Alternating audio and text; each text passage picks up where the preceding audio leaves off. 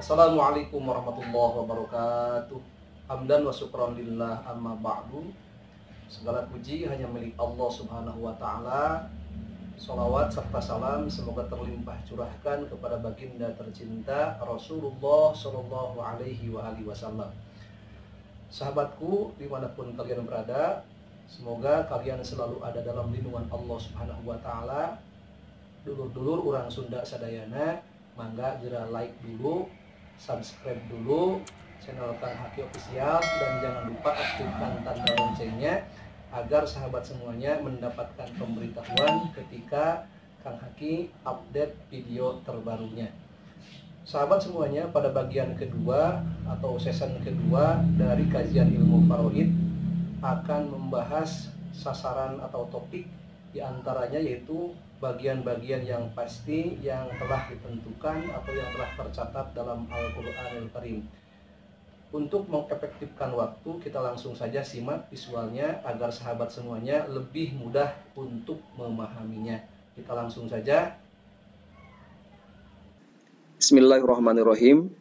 Kita langsung saja sahabat semuanya, sasaran bahasan atau topik bahasan pada kesempatan kali ini pada bagian kedua dari kajian ilmu faraid atau ilmu waris. Yang pertama yang akan kita bahas ada 4 poin itu. Yang pertama akan membahas bagian-bagian yang pasti yang telah disebutkan di dalam Al-Quranul Karim. Yang kedua, ketentuan-ketentuan penerima bagian yang pasti. Yang ketiga, aturan asobah. Dan yang keempat, aturan mahjub. Tapi sahabat semuanya, kemungkinan yang akan disampaikan itu poin yang pertama saja. Mengapa? Supaya durasi video yang disampaikan pada kesempatan kali ini tidak terlalu panjang dan sahabat semuanya yang akan memahaminya akan lebih mudah dan akan lebih mudah juga untuk mengulang-ulang videonya. Langsung saja sahabat semuanya. Bagian yang pasti yang telah disebutkan di dalam Al-Quran itu ada 6 bagian sahabat semuanya. Yang pertama ada yang mendapatkan setengah, yang kedua ada yang mendapatkan 1/4, yang ketiga ada yang mendapatkan 1/8, yang keempat ada yang mendapatkan 1/3, yang kelima ada yang mendapatkan 2/3, dan yang keenam ada yang mendapatkan 1/6. Inilah bagian-bagian yang pasti yang telah disebutkan di dalam Al-Quranul Karim. Selanjutnya kita bahas satu persatu sahabat semuanya. Siapa-siapa saja yang mendapatkan setengah. Kita langsung saja. Nah sahabat semuanya, inilah 5 orang yang kemungkinan mendapatkan setengah yang telah dicantumkan, yang telah disebutkan di dalam Al-Quran. Ada 5 orang, yang pertama suami, yang kedua anak perempuan, yang ketiga cucu perempuan, yang keempat saudara perempuan kandung, yang kelima saudara perempuan seayah. Inilah 5 orang yang kemungkinan mendapatkan setengah yang telah dicantumkan di dalam Al-Quran.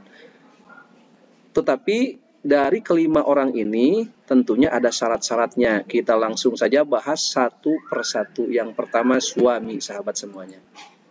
Nah yang pertama suami. Suami kemungkinan mendapatkan setengah harta dari tirkah yang ditinggalkan mayit atau istrinya itu dengan syarat yang pertama istrinya yang meninggal itu tidak memiliki anak. Maka si suami mendapatkan setengah harta dari tirkah yang ditinggalkan mayit. Yang kedua, bila istrinya mempunyai anak, dari hubungan pernikahannya itu mempunyai anak, maka si suami tidak jadi mendapatkan setengah, tetapi menjadi dapat 1/4 saja. Itu yang pertama. Pahami ini sahabat semuanya. Yang kedua, anak perempuan yang kemungkinan mendapatkan setengah.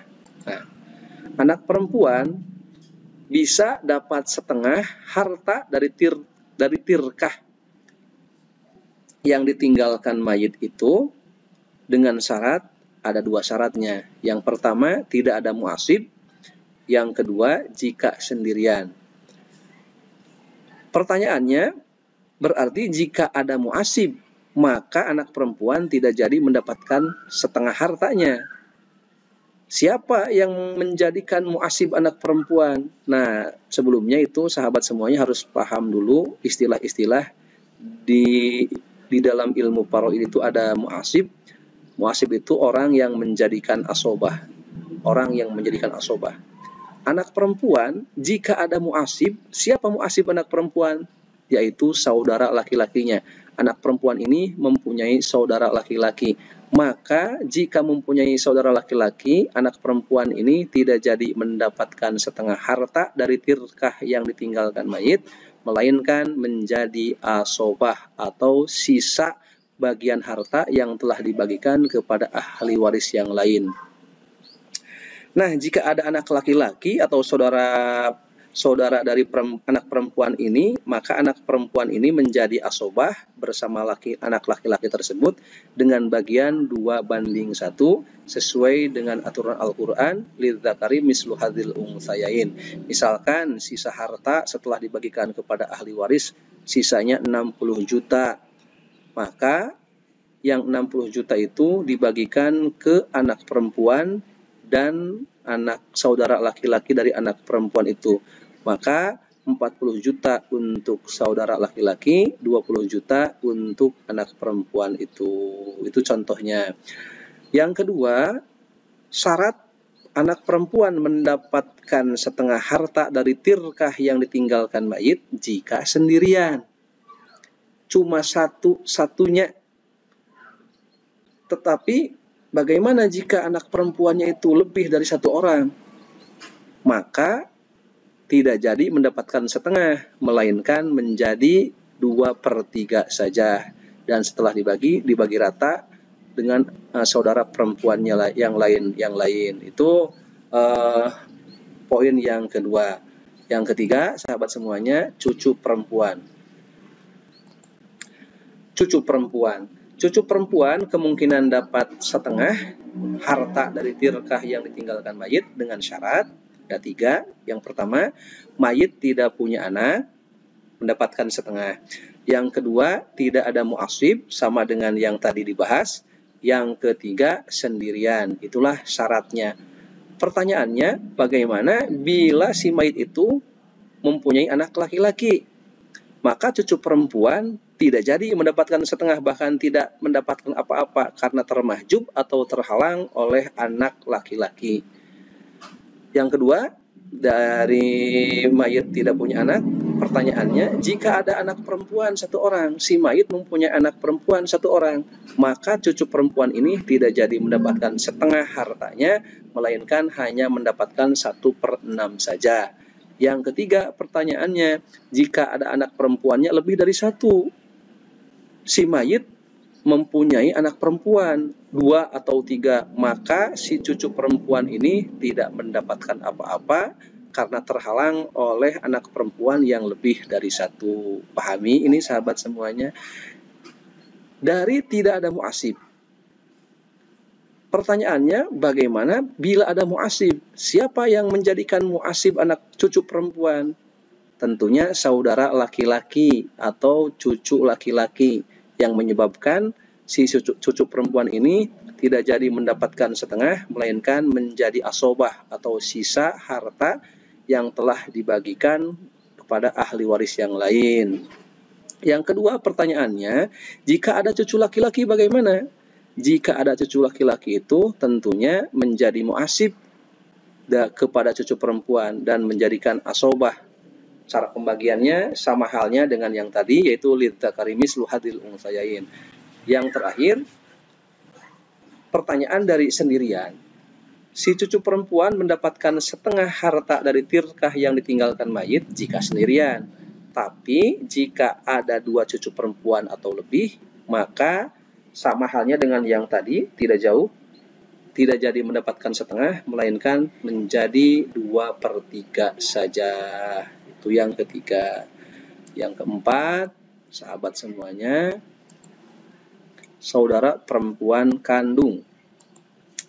Saudara perempuan kandung kemungkinan mendapatkan setengah harta dari tirkah yang tinggalkan mayit dengan syarat: 1, mayit tidak punya anak; 2, tidak ada ayah; yang keempat, tidak ada mu'asib; Yang kelima, sendirian. Pertanyaan dari mayit tidak punya anak. Bagaimana jika punya anak? Misalkan si mayit mempunyai anak laki-laki, maka saudara kandung perempuan tidak mendapatkan apa-apa karena terhalang oleh anak laki-laki. Yang kedua, pertanyaannya, bagaimana jika mayit mempunyai anak perempuan? Maka ia mendapatkan asobah. Saudara kandung perempuannya menjadi asobah karena ada anak perempuan. Yang kedua, pertanyaan, misalkan tadi tidak ada ayah. Bagaimana jika masih ada ayah? Maka saudara kandung perempuan tidak dapat apa-apa karena terhalang oleh ayah. Yang selanjutnya syaratnya itu tidak ada muasib. Bagaimana ada muasib? Siapa saudara kandung perempuan yang menjadi muasibnya? Yaitu saudara laki-lakinya yang menyebabkan ia jadi asobah atau mendapatkan sisa dari harta yang telah dibagikan kepada ahli waris yang lain. Cara pembagiannya sama, menjadi 2:1, lidzakari mislu hadil unsayain, laki-laki 2 bagian, perempuan 1 bagian.